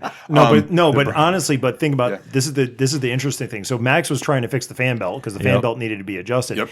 But when May tells her just go right through the gate, the wooden gate, when they break down on the highway, it's the gate that stops. Was there a piece in the? I missed blew that. it punctured the radiator. I did notice that. Punctured the radiator. Punctured the radiator. Shit. So they blow through the gate as they're driving away without Max. The fence piece punctures the radiator. They get stuck on the road, and now we get to the Mad Max scene. Yeah, nasty bit. It's a nasty. Horrible. I remember being a kid. She ends up running down the highway with Sprague in her arms. May gets out with that shotgun. And she lines up, man. She's ready. She misses everything, but she lines up. Oh yeah, she lines up to drop a fool. She misses everything. Yep. And basically they run the them kid down. and the mother over with these bikes. And again, it's not shown. It's implied horribly with a ball and a shoe. Little kid's ball and shoe rolling into the road. And then you get this heartbreaking scene of Max barefoot, holding on to a shotgun with Benno behind him, running as fast as he can to what he knows is his wife's dead body and his kid's dead body. She was not dead. She was not dead. I'm sorry, you're right. Let's just go with very soon to be dead body. Well, one of the cool things about that scene. Do we know that? Because that was never explicit. She was very, very damaged. They basically the kid they said was dead. The kid they said they was dead. Yes, they said so. There wasn't much But in the left. hospital, you see her missing an arm. She's missing an arm. They go through the list of all the damage that she took. I think the nurse basically says so we'll skip ahead to that part real quick for expediency. So there's not much. They left say of the that kid. scene, They so. say the kid died. And I found this kind of like to be like just kind of an odd scene. Oh, it's a ballsy fucking doctor scene. The nurse and the doctor are having this really fucking like feral discussion about how terrible his wife is, and by the way, the kid didn't make it. Right. And Max he's basically in the room. He's leaning in, eavesdropping so hard, but I mean he's just. And they don't even know. They don't know, and that's the point where you see that this guy is a blank slate. Well, the thing is you have to remember that's also George Miller kind of kind of yeah, projecting himself projecting onto what the doctors happened, and his life, you know Yeah. what I mean? That desensitization. But the other cool thing, just real brief, that I always like about that movie is how when they're on the farm, he's wearing all white, Right. and then when they die, All he black. goes into all black. Oh, that's a you good know. point. So Yeah. he was his attempt it was great, to turn yeah. back over to. I mean, he was never a bad guy, but his attempt to turn to a white hat by just giving up the life has now been completely fucking blown. Yeah. So he gets home, and what does he do? He goes to the box and gets what? He gets the mask. He gets the well, no. leathers. First, he looks at the rubber mask that was foreshadowed. Right. Yes, right. Very early, but then he goes into the box, Like a little chest. the chest. He goes into the chest and then gets his MFP leathers Gets out. his leathers out, and then it's one of my favorite scenes in this movie is the scene of him walking through the parking garage, towards the V8 Interceptor, which we had seen earlier in the movie, real quick, that they were using to entice him to come back.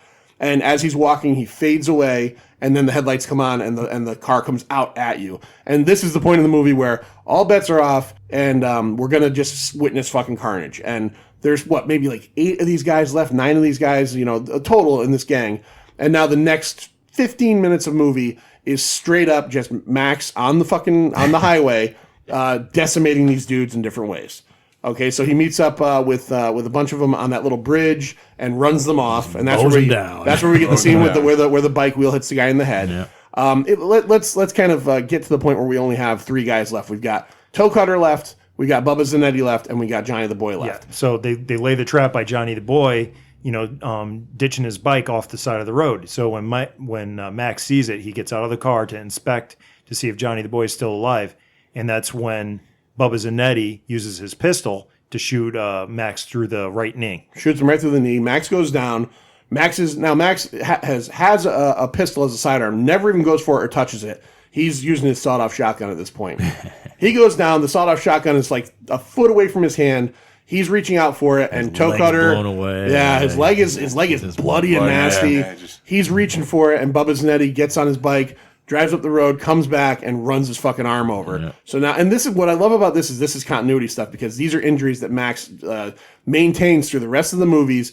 And the weapon. And the weapon. And his fucking clothes. Like in Road Warrior, he still has the fucked up the leather. Yeah. He has one sleeve because, he gets the sleeve run over. Yeah. But then we get the great hero moment where Zanetti comes back to finish him off. And this character so far that's the only one that's had hurt this guy, Max gets the fucking sawed off and fucking blows him off his fucking bike.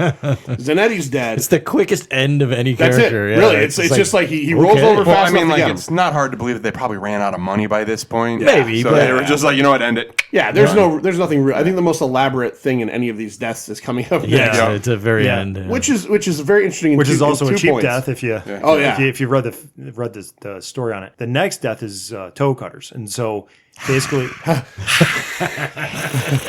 and that's how he escapes. And then Max weird. Max is running him down. The Toe Cutter hissing scene is tantamount to Iceman chomping at Maverick. It's just like this is weird. Like you look and he does this weird. It's why I can't believe you don't recognize him as Grunchlick. I know he's got a lot of makeup. It's been a long time. It's been a long time. So he's chasing Toe Cutter down. Yeah, he's chasing Toe Cutter down, and just it goes on and on. But then next thing you see is there's an 18-wheeler coming the opposite way. Yep. And then that immortal image of the eyes just bugging out of the eyes, which right actually throws back to Knight Rider, because if you would, the Knight Rider scene, his eyes bug out too, so it kind of ties in. But then they speed. Can I bring and up something? Physics. Can I bring up something about that scene that I never could put my finger on until I watched the documentary, and then they showed it, and I was like, the guy who owned that, do you know the story? The guy who owned that 18-wheeler did it. They said half of the people they got in the movie did it for what they call, I've never heard of it, called this, a slab of beer,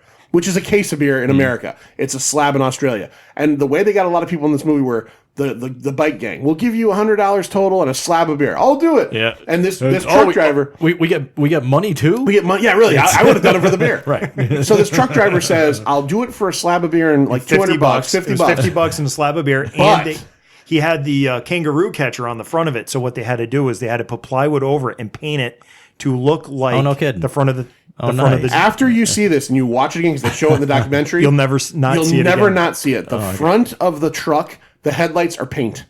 No shit. because he didn't want his truck now to get I wanna damaged. go watch it So again. when he hits the fucking when Toe Cutter's bike hits it, it's just this block of painted metal, maybe or No, because he has the like I said, the kangaroo catcher, like a cow catcher on the front of Okay. the train. And that was there already on the truck. So what they did was they just painted the plywood in front of it. So when the motorcycle hits it, it then goes over and you could see him bouncing around in the cab and they run over the tractor. But that was it. That was the scene. Which is really funny about that scene too is how they said how he didn't want his truck to get damaged, yet his truck still ran over the bike and the dummy or whatever. that's nothing. Oh, I'm not worried about the toys. I'm worried about the front of that fucking truck. So he kills Toe Cutter, and now we get to the last person left is the perpetrator of kind of what started this all in a way, especially with killing the goose, even though it was for the gang reasons. Is Johnny the Boy? Johnny the Boy is riding by. Yeah, really, that was him. He's at the scene of an accident, stealing a dead man's boots. And he's so disturbed that when Max approaches him and puts the gun to his head, he thinks he's in trouble for stealing the dead man's boots. And Max basically says nothing. There's a great economy of dialogue with Max at this point. Through the whole movie, he doesn't talk a lot. And he has no interest in talking now. He's limping, the classic Max limp now because his leg is fucking shot. And what does he give Johnny the Boy? The hacksaw. He gives him hacksaw and the handcuffs. So basically, the entire plot of the original Saw movie. Yes, that's actually. I was watching this with Lindsay. Yeah. Lindsay was watching this with me, just kind of half watching, and she goes, "Is this like early Saw?" Because she said to me, she goes, "She's only seen Fury Road," and she goes, "I didn't think Mad Max was like that." I'm like, "That's like Mad Max Origin." Yeah. The stuff you see after is like getting into it. I really wanted to watch Road Warrior after this, but I've been trying to find time all week. Yeah, And I know, me too. it's going in at some point, Yeah. maybe even tonight, but it's going in. So Johnny the Boy, he basically tells him, gives him the handcuffs, put it on your ankle. Well, he fashions up the the bomb with the Yeah. the headlight with the gas going into it and the lighter and everything. He says, basically, you got about 10 minutes, and this is high tensile steel. You can either cut through the handcuffs in 10 or your foot in 5. Right. And as he rides away, kaboof. Yeah, and we get the one time that we hear Max being referred to. You're mad, man. He says, well, I'm a psychopath. It's a sickness. He's trying to beg for his life, and you can't kill me for stealing a man's boots. And he does. It's not for stealing a man's boots, but that's another one of my favorite scenes of this movie. Shot is just Max driving away, and it's kind of like it's edited where it's like it's lapsed. You get him here, and then I think one more where it's closer, and then you get that great explosion, which you can only imagine. Again, on their budget was like, this better fucking come out, right, because we cannot They do only this had again. one a good take of it. boom. Yeah. As a matter of fact, there was a funny story where they where the land that they were doing was a farmer's land, and one of the producers was talking to the farmer. And they said, well, I'm worried about it because we had a movie film in here X amount of, years ago, and, they ruined a part of my property. And they're going, oh, you ain't got nothing to worry about. And as he's saying that explosion happens, and it's burning the grass in the background. This is just like a Western, as Lou was saying earlier. It's just the way it ends is very, very similar to The Good, Bad, and the Ugly, or any of these other spaghetti Westerns. So, you've got your, come on, Blondie, come on!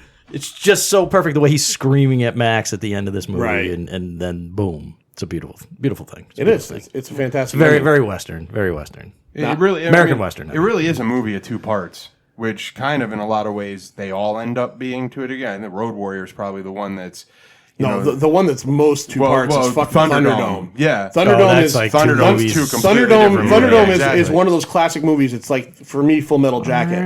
A beginning that I really enjoy, and then a second half that I've maybe seen 3 times ever.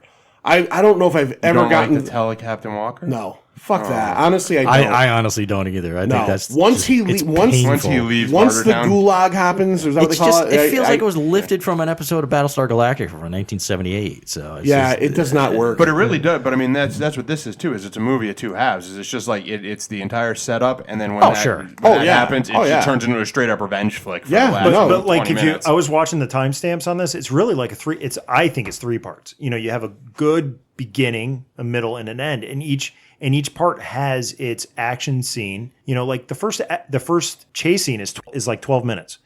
And then that's what leads you into like the second part, which is this huge movie. And then the last chase scene, like John said, it is about 15 minutes. The whole climax of the movie. Once he leaves the house with the leathers, and gets the interceptor.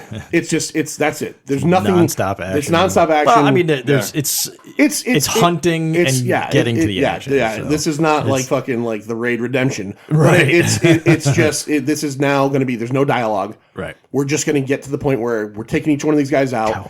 It's edited fucking fantastically.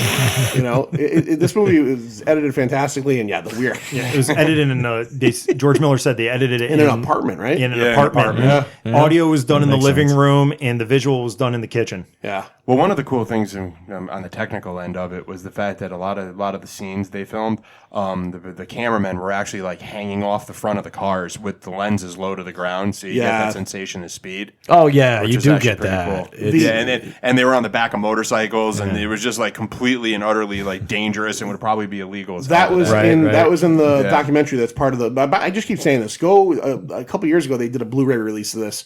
It's like $7.88 at Target. That's where I bought it, and it's got a great documentary on it about this film. And the director of photography, I think his last name was Eggers for sure. I think it's David Eggers. He was talking about the scene where Goose is fucking, where you know that his bike's been tampered with and he's insanely driving at like 150 miles an hour. The director of photography was on the back of the bike on pegs filming that. And he said when they were editing it, he looked at the speedometer and was like, holy fuck. Well, one fun fact that I didn't know, they only had 5 lenses when they filmed this. They had 1 camera and 5 lenses, and all 5 lenses were bought from the production of The Getaway, and every single one of them was damaged. Oh, really? Well, that so makes sense. they had a nightmare of a time keeping everything focused because all the lenses were shot. And it was actually, because I've gotten into this whole video production and for the website and everything, it's the first Australian movie ever to use an anamorphic lens, which is basically gives you the widescreen aspect ratio, so they have wider field of view shots, and you can see that in the very beginning, in the opening chase scene where they're shooting through the cars. Right. You get a very wide field of view, as opposed to at the time everything was very narrow. For a movie made on $350,000, I could say this from watching. I've owned the DVDs for years. I've never watched the Blu-ray before, which I said I just picked up. This movie looks fucking great in Blu-ray. Like, this movie, maybe it's been remastered, I'm not sure, but it holds up from something made from 1977. There's a lot of movies from that time period that when you get them on Blu-ray, you're like, there was no reason to get this on Blu-ray, or if you see them in a high def. Or it shouldn't be on Blu-ray. Or it shouldn't be. This movie, I'm sure if you've seen the Blu-ray, this thing holds up. This thing looks fucking beautiful in the transfer. It's just great. We're going to get to Gary in a second. Gary, I gave Gary the task of, because he's a car nerd, I wanted all the information on the cars. So we're going to talk about that in a minute. But we talked $350,000 budget. This movie originally came out April 12th, 1979 in Australia. It came out March 12th, 1980 in the U.S. So it was a year before in Australia. There were no real box office numbers I can go by in terms of, because Box Office Mojo only goes to 82, but I can give you the top 10 movies that came out in 1981 if you want to hear that, or 1979, pardon me, 1979. Number 1 that year. This was a boring year at the movies apparently. Actually, no, just people, I don't know why people went and saw this the most. Kramer versus Kramer. $106 million it made. This is how much it made. Huge movie. It was a huge movie, yeah. You're pissing on people that went to go see this? Over some of the other movies that came out that year, it just doesn't equate to me. Hey, you know what, honey? Did you not understand how the 70s worked or how television worked back then? I know. HBO wasn't a thing. I know. I just still can't go like, honey, you want to go see a movie about divorce tonight? Number 2. No one was divorcing back then. Oh, okay. Well, I'm sure there were. Well, not as many as there are now. You always surprise me with the shit you defend. You're now defending Kramer versus Kramer.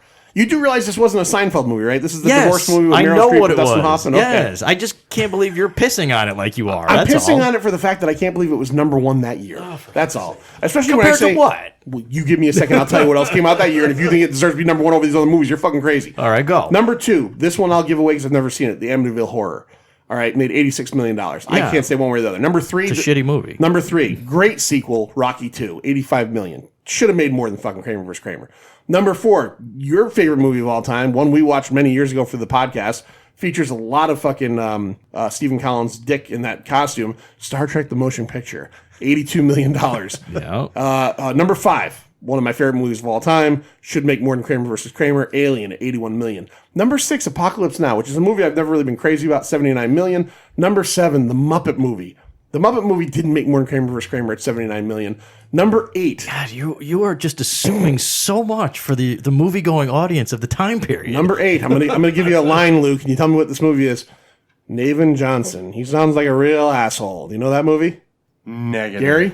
No. The Jerk. 74. Really? You don't want to ask me? I wasn't going to ask you. You're really not going to ask me? Because I knew you knew it. Of course I'm I sorry, fucking you're knew right. it. He hates these cans. He hates the cans. He hates oil. Number 9. I found my special purpose. What? Okay, John, I'll give you this one. Next week, she said she's going to give me a blowjob. Number 9. What James Bond movie came out in 1979? Well, see, now that I would not know. Oh. Because Lou? I'm not that. Think right after Star Wars. What was James Bond getting into? I was going to say, my initial thought was Moonraker. Moonraker. Was it really? Yeah. $70 million. And number 10, this is funny, the number 10 movie at the box office in 1979, 10, with Bo Derek and her titties. That made $52 million. A lot more than her titties. Yeah. Bo Derek Bush. I wanted to bring this up real quick. Also, here's a couple of quick little trivia points of Mad Max. The MFP outfits were all made of vinyl, except for Max's was leather, and one other one said Goose's was as well. So they were saving on budget. Everybody else wore vinyl. Max wore leather. Bikes, 16 of the bikes were donated by Kawasaki. They weren't donated. When I was looking at this up, the story I found most corroborated was the fact that they were on loan. The problem was because they loaned these out to actual bikers. They were not. Most of them were not returned. Yeah, they said they gave them. They said they gave the Nice. crew or the cast who were going to be using the bikes a month ahead of time. For most of them were bikers, some of them were not. So they wanted the ones that were not to be adept at riding a bike. But even if they loaned them, I mean, they didn't have stun bikes, and these bikes were getting thrown off fucking bridges and shit. I can imagine Kawasaki, like the Kawasaki, the movie ends and they go, okay, send them back. And the guys Kawasaki are like, okay, here come our bikes. And they're on the back of a flatbed. Goose, Steve Bisley driving the flatbed in the ute with like these fucking busted up bikes. He's like, here you bikes, Mike. And just kicking them off the back. The actual, maybe you're going to correct me because, again, the Interceptors in the beginning were ex-police vehicles that were decommissioned. No. All right. That's also contended, and I'll get into that when you're ready for cars. I'm ready for cars. You're ready for cars. Who loves cars? Cars. Yeah.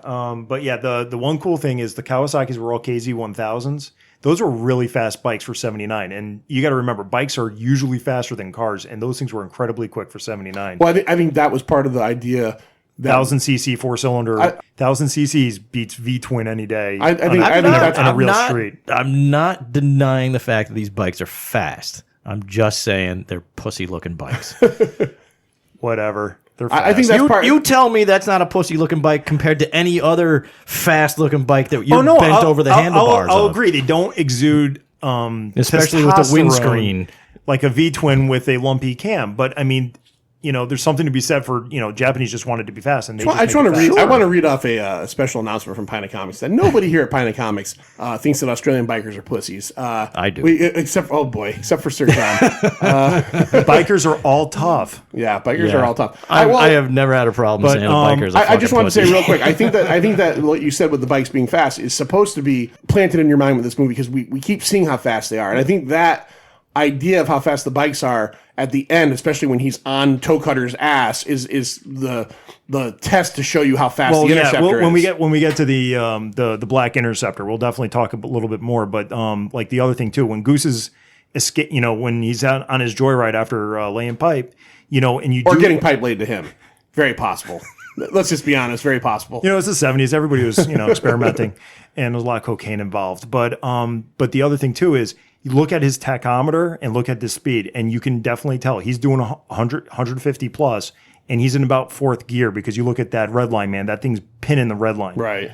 But all right, so I'll do it in an order of appearance of the cars. So the Knight Rider's driving a 72 Holden Monaro HQ. The problem is it was a beat up car when they got it. There's no data telling you if it was a 6 or an 8-cylinder. I would say the GMs in the Holdens were using a small 8-cylinder. It's moving pretty fast. I'd say it's an 8-cylinder before the rocket engine. But that was it. Boom.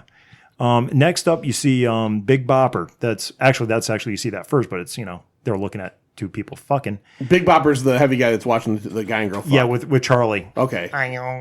But that's notable because it's labeled Pursuit on the boot.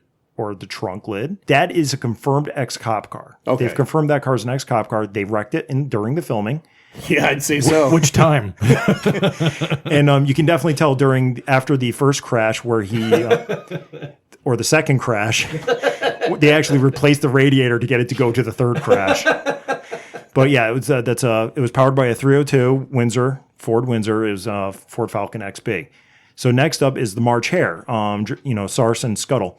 That has interceptor across the boot.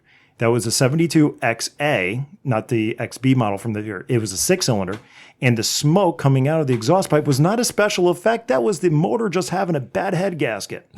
Really? But that was, that's confirmed that it might have been a taxi, but it wasn't an ex-cop I got to be honest, and I'm not, I watched the movie and I paid attention. I didn't even realize that the cop cars weren't all the same. No, they have different striping, and like I said, I figured Max's might be a little different because they're trying to differentiate him, but I didn't realize those two cars. Well, Max's Yellow Interceptor is an Interceptor like March Hare, not a Pursuit. It's a 74 XB powered by a 351. There is some debate. What I've found is if it's been confirmed. I didn't watch your documentary, but I did. What I found is nobody can confirm who has the original car. The records are kind of lost at the moment, or they are. It's supposedly, from what they showed in it, and they showed him with it, it's some guy in like Melbourne, Australia. Yeah, and there's one guy, he's been claiming it, but there's like no hard paperwork to trace it back. And it's powered by a 351. I couldn't find out whether that was a Windsor or a Cleveland motor. I had it as a Cleveland. Well, that's the Black Interceptor I've confirmed as a Cleveland, and I'll go to that one next. That one is a 351 Cleveland with a 4-speed tranny. All the other yellow Interceptors are automatics. You can definitely tell it's a Cleveland because when they're doing the hood up shot and they're showing how the activated blower, you can tell by looking at the valve covers it's Cleveland, because the Cleveland valve covers are different than the Windsor valve covers because the entire freaking motor is different. Because the Cleveland was the high performance. And the supercharger on that is bullshit, right? The supercharger is bullshit. It's powered by a starter motor on a switch. They gutted it so this way the carburetor is sitting below the injection, in the scoop. Right. But that's how they got it to work, and the switch is just turning a starter motor. When they have the hood up, you see that this cutout yellow 5-gallon bucket is covering the starter motor. Anyway, that's a 73 Ford Falcon XB GT. And let's see, yeah. And the other thing is too, that has it's called a Concorde front end. That seems to be something different, new. When I was really into this movie in college in the late 90s, early 2000s, it was always referred to me as a Monza front end. That's what they said in the thing I saw was Monza. I've seen I saw Monza late when I was doing my research again. It looked like everybody had changed it over to Concorde front end. But yeah, and that's the original car. They did not destroy it. They tried to sell it after the movie to get their money back. Yeah, no, I watched on YouTube. They did sell it. They sold it to a guy, from what I saw, and they had to rebuy it before they made the Road Warrior. Like within a year, they rebought it from him and made the Road Warrior with it, and he made like 10 times what they sold it, what he bought it for. Yeah, but that's very similar to just a real quick thing. This has happened a lot in Hollywood. After Aliens was made, they didn't make Alien 3 for like 7 years. A collector got a hold of the Sulaco, the ship in Aliens, and they sold it to him. And when they were making Alien 3, they knew they needed it for the first scene. They bought it back from him. He wouldn't sell it to him. He lent it to them and then took it back. He rented it to them and took it back. Yeah, it's you think these movies, like Jaws is a classic example. Those sharks are all gone and in disrepair. The orca is gone and destroyed. And this is, Is it? Yes. I heard that there's one left. Yeah. Yeah, I heard the Jaws shark was they actually took it from the movies and put it in Universal, and now it's Greg Nicotero from The Walking Dead and a bunch of horror stuff recently got his hands on the very last ever one that had been sitting out in a junkyard for many years. As a sign, I think. As a sign. He got a hold of it, and him and his team retouched it and everything. But it's just, I guess it just goes to show that it's crazy that, they didn't know. These are just props. These are just props. And they had that idea of it at the time is, okay, we made this movie, turn it over, and that's it. I mean, and the other thing about the Mad Max, the V8 Interceptor that I always thought was crazy is that it is one of the most iconic cars in movie history. And really, when you think about it, it's only in the last 15 minutes of the first movie, and it's destroyed halfway through the second movie. And we never see it again, right? It's not in Thunderdome. And I don't know, it's not the same thing he has in Fury Road, right? No, Fury Road, they go over in the Vertigo comic book. They explain how he He goes through another Thunderdome to get an engine. I read that. Yeah, he goes through another engine, and also you can look at the disrepair, the damage on the Interceptor and Fury Road, how it's so severe, and actually it gets turned into one of Immortan Joe's gang's cars. Right. And during the final, well, there's only one chase in that movie, but there's that great scene at the end of the movie where he's on the hood of the car and he's yelling at them, "That's my car." I just like that scene. Right? That's my car. Yeah, it's just weird, right? Do you think that's weird that like if Batman only had the Batmobile in like one episode of the show, but we're still talking about it? It would be weird. Yeah. I mean, I get what you're saying. It's just weird that this is I don't know. You know what I mean? It's the vehicle in the Road Warrior that Max uses. Like, it's not more screen is time. the yellow wheeler. It's not screen time. I mean, it's that's just what you know. He what uses it meant. More.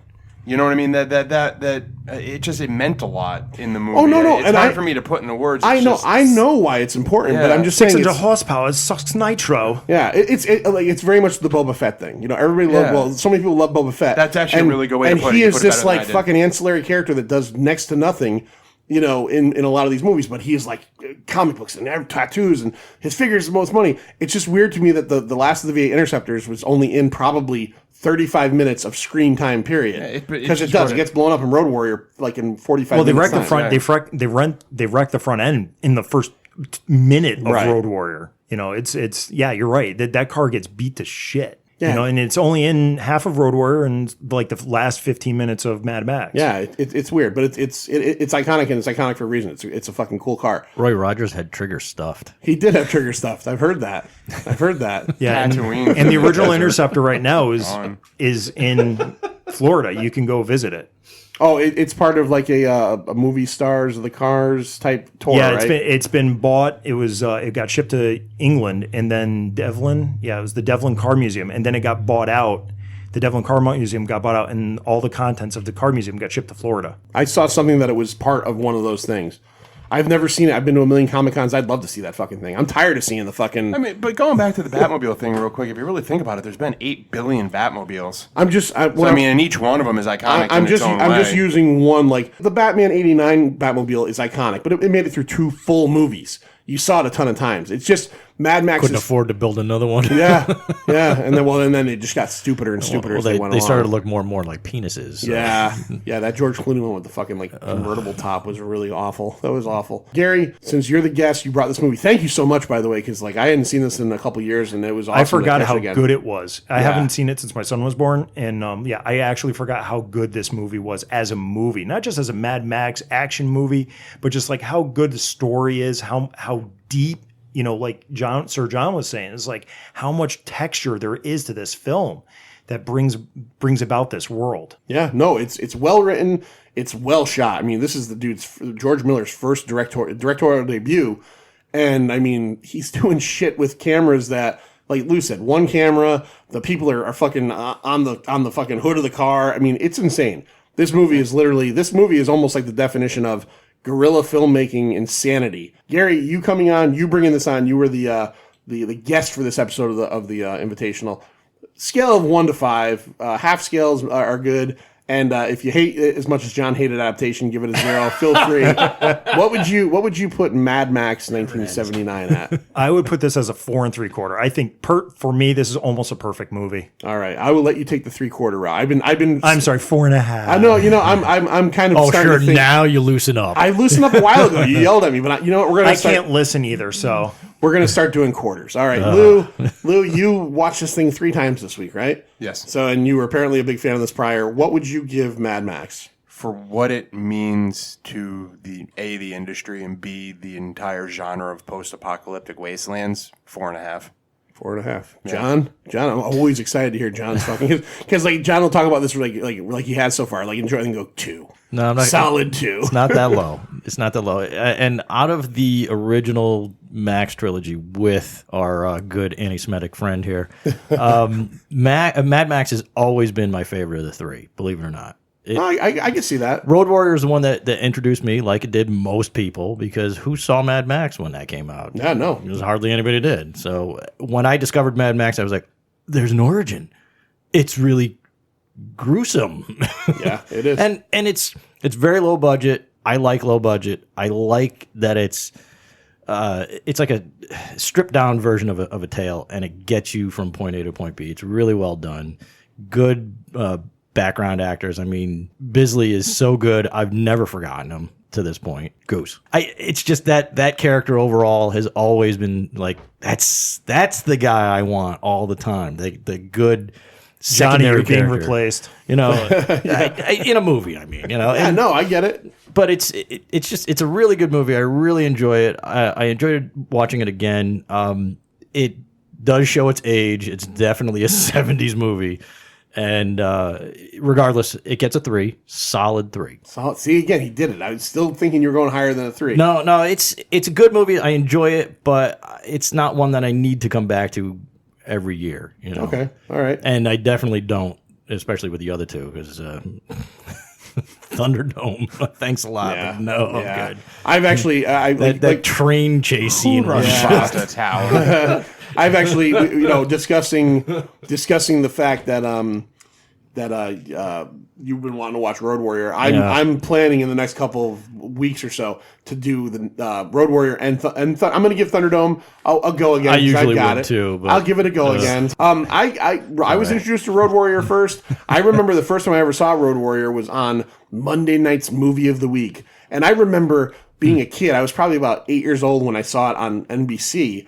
And I remember being vividly afraid of Wes, the Mohawked warrior, like with the crossbow on his arm. I remember him scaring the fuck out of me. Well, the guy himself just looks. He looks like a biker should look in Australia, post-apocalyptic. Oh, boy. Give me that now. We are going to get shivved to fucking death. Well, Toe Cutter, I mean, he looks like a biker, and that creepy, weird shit that he's doing throughout the movie. It's great. But, Yeah. I mean, it's very evocative of what happens in Fury Road. I mean, I'm just waiting for him to spray his face. Yeah. Oh, yeah. What is the scene to? By the way, I'll give my rating real quick. Yeah. And I'm going to Sorry. hit quarter as well. I'm going to, since I changed the rules now, Yeah, I'll give sure. it 4 1/4. I'll give it 4 1/4. I do really enjoy this. I went back after Road Warrior, and same thing as you. I went, what is this Mad Max? Oh, fuck, this is the guy from Road Warrior. Yeah.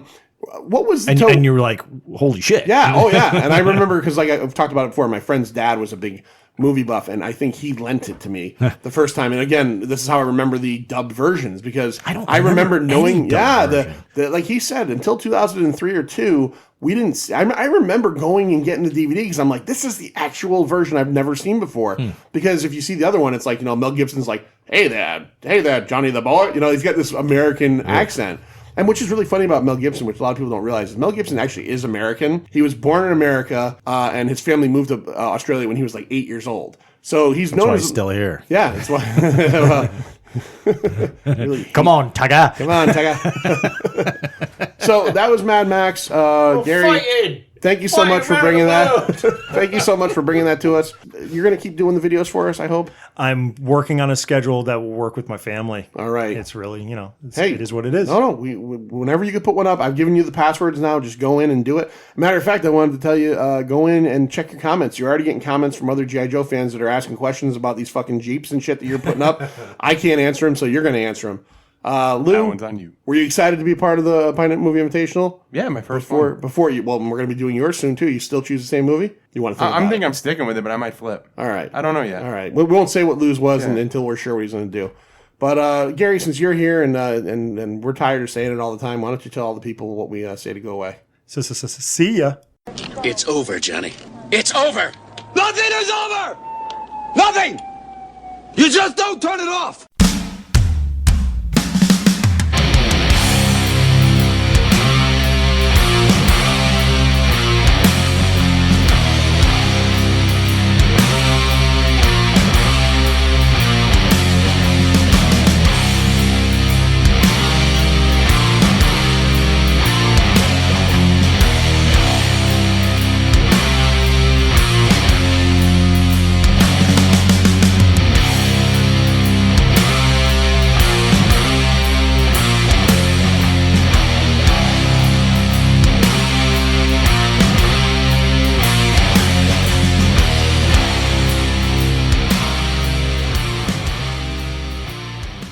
Testing 1 2 test 1 2. Testing 1 2 1 2 test. You know I don't do that. I know. Sugar britches. One more. Sugar britches. Perfect. Okay.